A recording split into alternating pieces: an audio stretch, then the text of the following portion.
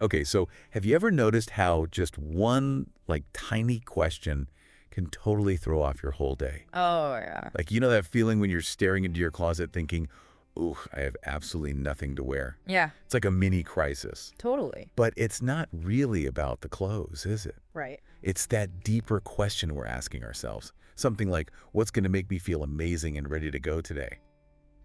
And this book, Change Your Questions, Change Your Life, this author Marilee Adams, she says that even our smallest choices, from those shoes we agonize over to how we handle spilling our coffee, they're all answers Answers to what? to these hidden questions we have, the words running the show in our minds without us even realizing it.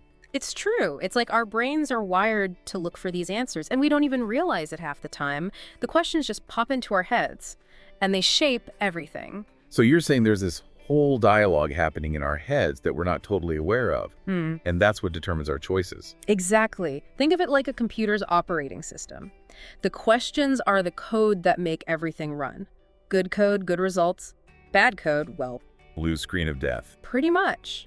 Adams breaks it down into two main modes of thinking, judger and learner. Okay, I've heard of those before. Yeah. Two different mindsets, right? Right, and each one of them, they come with their own set of default questions. And these questions, they end up driving our actions and reactions without us even knowing it.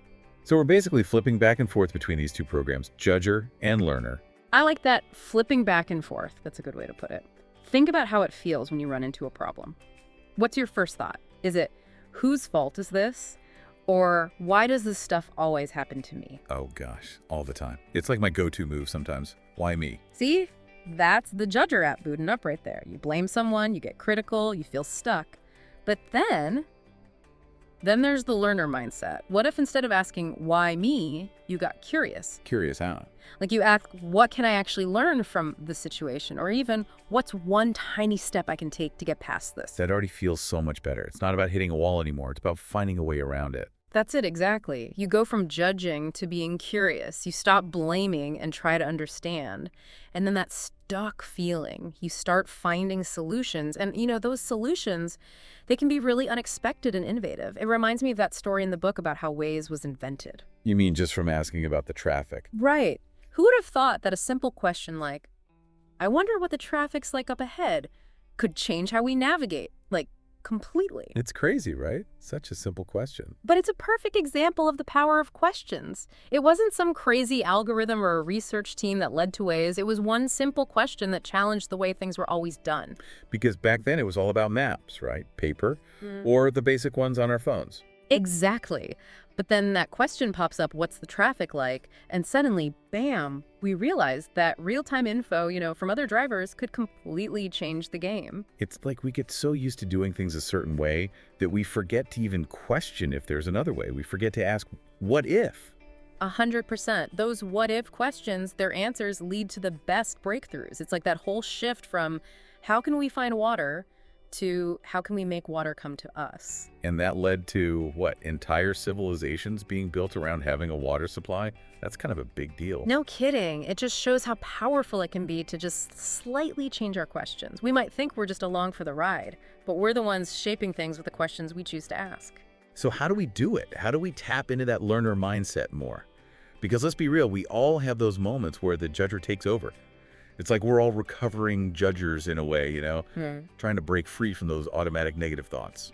Adams actually calls us that in the book, Recovering Judgers. It's not about, getting rid of that part of us completely, but learning to catch it. Maybe even hit the mute button sometimes, It's about being more aware then, right?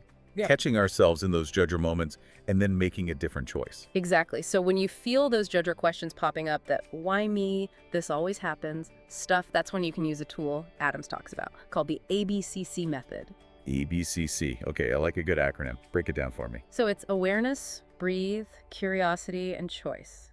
Simple, but it packs a punch. All right, walk me through it. How does it work? Okay, so A, awareness, you're already there if you're noticing the judger creeping in. Then B, breathe. Just stop for a second and take a nice deep breath. It's like creating a little space between that initial reaction and whatever you do next. Oh, I'm all about a good mindful breathing moment. Sometimes that's all you need to change your whole perspective. It's powerful stuff. Yeah. Okay, next up is C for curiosity. This is where you actively start shifting that question you're asking yourself. Instead of why me, it becomes what's actually happening here, or how's the way I'm thinking right now affecting things. So you're basically getting curious about the judger itself instead of letting it drag you down that rabbit hole of negativity. Exactly. And finally, C for choice. You've paused, you've breathed, you've shifted your perspective. Now you get to decide how you want to move forward. So instead of that blame game cycle, it's about choosing a more empowered response. Exactly. And the coolest part is this ABCC method, it's not just for work stuff, Relationship drama, creative blocks, even that whole nothing to wear thing we talked about. Yeah. It all works. It's really about choosing which lane you want to be in. Speaking of lanes, I love that analogy she uses in the book about the judger and learner mindsets being like two lanes on a highway. We're not stuck, we can switch lanes. So true. And sometimes we need to switch lanes to get to where we want to go, right? Huh? We might be cruising in judger mode, and then suddenly it's like, wait a minute, this isn't getting me anywhere good. So what are some of those lane-changing questions we can ask ourselves? Like when your GPS tells you to reroute, what are our mental reroutes? Adams has a few good ones. Try asking yourself, is this really what I want to be doing right now? Or where would I rather be, like mentally and emotionally? And the big one, how can I actually get there? It's like you're taking back control instead of letting the judger be the one calling the shots. Exactly. And it's important to remember that this whole switching lanes thing, it's not a one-time deal. It's a skill, just like anything else. Yeah. And some days you're going to be better at it than others, right? It takes practice. We've been talking a lot about this internal process, this back and forth between judger and learner. But I'm curious about how it shows up when we're with other people, especially in teams. What happens when you've got a whole group of people and their mindsets are all over the place? Oh, it can get really interesting. Have you ever been in one of those meetings where it feels like everyone's stuck in judger mode, lots of blaming, everyone's defensive, nothing gets done? Been there, done that. Not a fun experience. Right. But now picture a team where everyone's coming from that learner mindset. There's curiosity, good discussions, people actually want to find the best solutions, even if it means admitting they were wrong. Totally different vibe. It's amazing how just changing the energy in a room can make such a difference. Yeah. But isn't it hard when you have a mix of both? Some people are just naturally more prone to that judger mindset. For sure. And that's where good leadership is key. A leader who approaches things as a learner, they can really help to create a culture of curiosity, make it safe for people to speak up, and make sure everyone's on board with the idea of learning and growing together. So instead of shutting down questions or freaking out over every little mistake, a learner leader encourages people to experiment and sees those mistakes as learning opportunities. They create space for people to speak their minds, even if it means stumbling a bit along the way. You got it. And that's how the really good stuff happens. When you've got a team where everyone feels like they can ask questions, challenge the status quo, push the boundaries a little bit, that's where innovation comes from. It makes you wonder how many awesome ideas have been totally shut down just because someone was too scared to speak up or to ask a dumb question or whatever. All the time. It happens more than you think. And that's exactly why this whole judger-learner thing matters so much, not just for us as individuals, but for our teams, our workplaces, our entire organizations. It's like we're all in this together, figuring it out as we go. And honestly, sometimes the bravest, most helpful thing we can do is just admit when we don't know something. Ask for help. Being open to that, being willing to learn and grow, it's contagious. It really does have a ripple effect. So how do we make that happen? Not just for ourselves, but for the teams and organizations we're a part of. Because it's one thing to talk about asking better questions, but it's another thing to actually make it stick, to make it part of our everyday lives. You're right. It's not just about thinking good thoughts. It takes action. It takes having the right tools. And that's where a technique like Q-storming comes in. Q-storming. It's like brainstorming, but way more interesting, right? Totally. Instead of just trying to come up with answers right away, you take a step back. You focus on asking really good questions, the kind that make you think. So you're saying it's better to get curious about the problem itself before you jump into trying to fix it. Exactly. And you know what? A lot of times, those good questions, they lead you to way better solutions than you would have thought of otherwise. Okay, I need an example.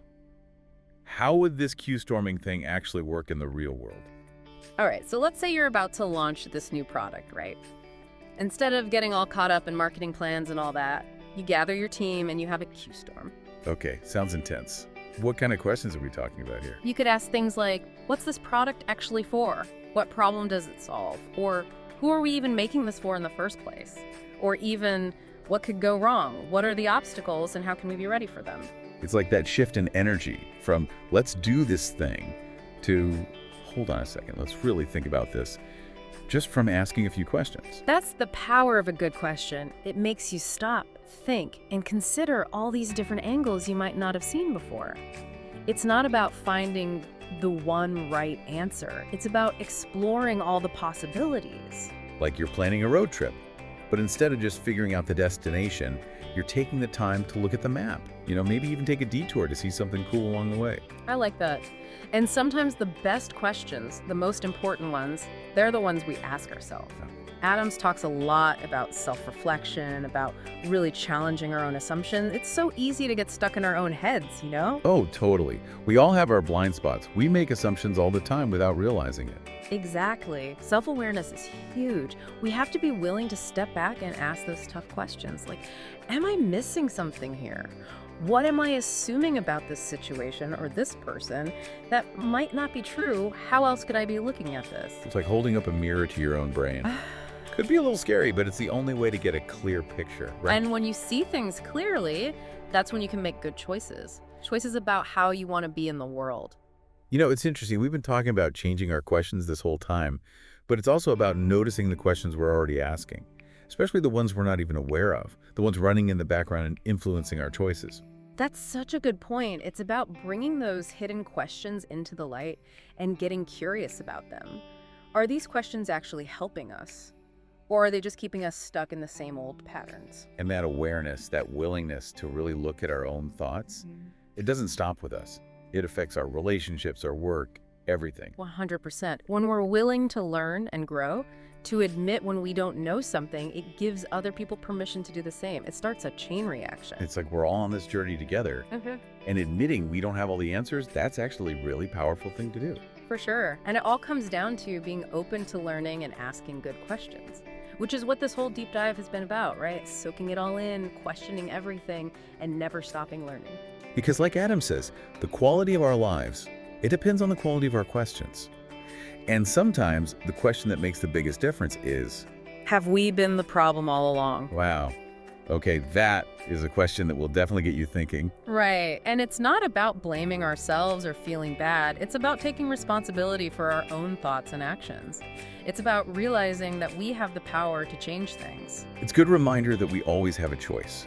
We can either stay stuck, or we can get a little uncomfortable, grow a little, and become a better version of ourselves. And it all starts by asking the right questions. So what do you think? What questions are you going to ask yourself today? Thank you for watching. If you're passionate about learning and want to level up your knowledge, make sure to hit that subscribe button. On our channel, we break down the best books into easy-to-digest summaries that will help you become smarter, think critically, and make better decisions. Don't miss out on your chance to grow and stay ahead.